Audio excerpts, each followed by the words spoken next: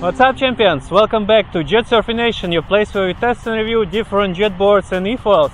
Today joining me Blake and Diogo from Liftfoils. Hey, what's up? Blake here is a professional rider. He's a pro in kite foiling, wing foiling and of course efoiling. And today he's gonna share with us his tips and tricks on how to do aerials with efoils. Welcome, Blake. Hey, thank you. Thank you. Good to be here. So let's start with the basics. What's the best setup to have if you want to learn jumping with efoils? I would say 4.9 is probably the best. This is a bit big. It's nice for the landings, but to actually get it out of the water, 4.9 is a little better. 28 mast is a little better because the long mast is a little harder to get out of the water. Then 200 wing, 175 or your 150 would be good. We have the 250s here, which get you out of the water, but it's a little bit more to launch out. So yeah, about a 200 wing, 175 with the 4.9 is perfect. Here we have the new Liftfoil board, fiberglass and the carbon one. So this one is a little bit heavier, but you think it's just alright for learning, yeah? Yeah. It's got so much power that it wants to launch into the air anyways. So just as like when you're learning, you know, sometimes you pull too hard and the board shoots out of the water. Now we're just going to do that on purpose, where you lean back, pull the trigger and launch it out of the water. And it's one thing to get it up in the air, but then it's another to land the trick as well. So as you said, with your smaller board, it's easy to get it to launch.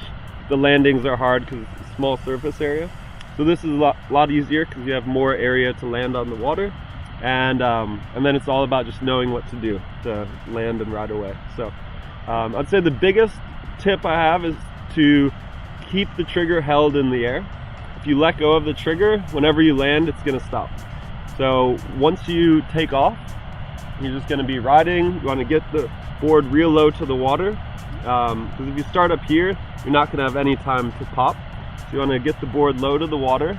So you're riding. Once you're ready to jump, then you're going to lean back, and then that's going to shift the weight of your body to the back of the board to angle it up.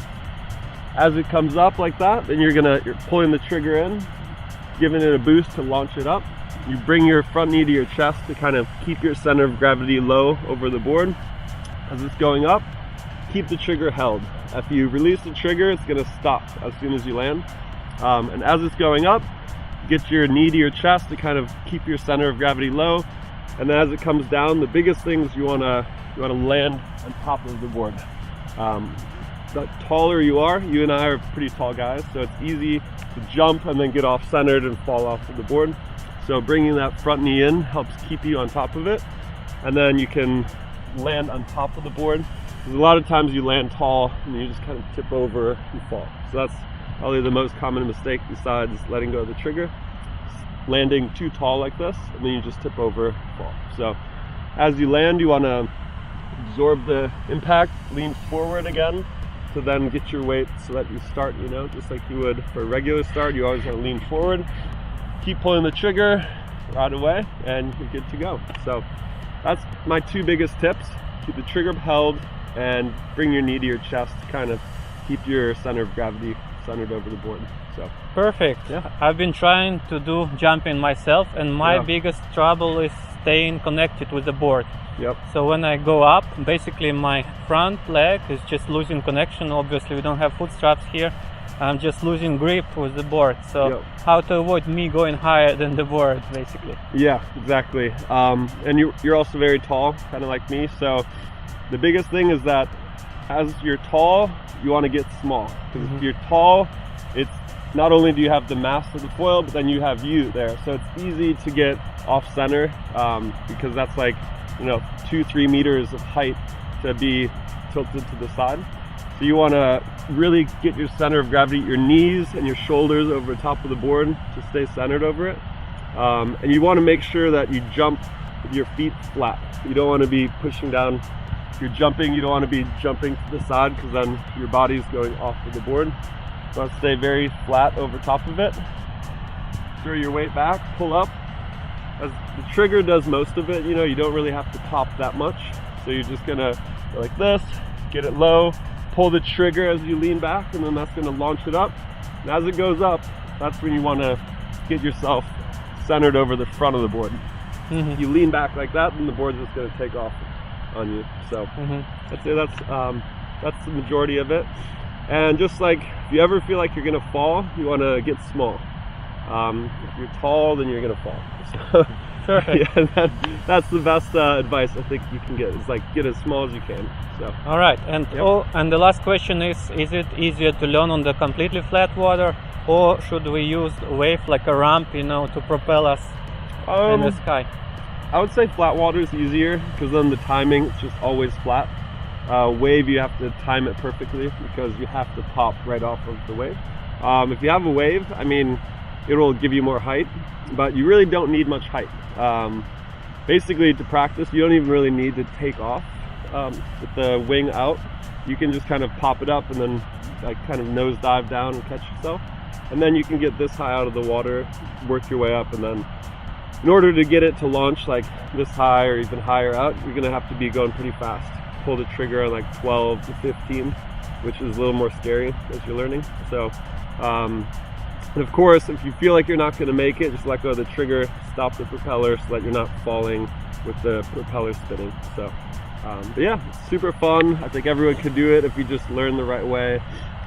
Really get small over the board, and just don't stand up tall. That's the biggest thing. If you're trying to land the board like this, it's like if you're jumping, jump and land like this. You don't want to jump and land like this, and you're gonna tip over. So yeah, I think that's gonna go teach Yogo how to go do it. So yeah, here we go. It's gonna jump for the first time today. So All right, guys, Yep. I hope you found our tips helpful, and I hope to get some cool FPV footage to show you how it's done. and I hope you can go out and jump as well. All right. Yep. All right, man. Cheers. Let's Cheers. go. Yep.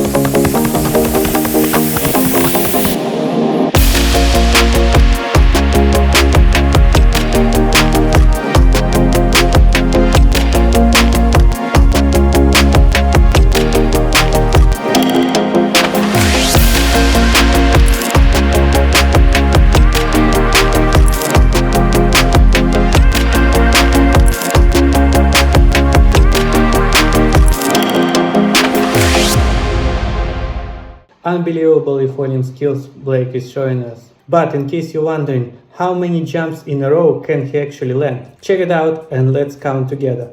Put 1 like for each successfully landed jump in this raw, uncut, unedited footage. Let's go.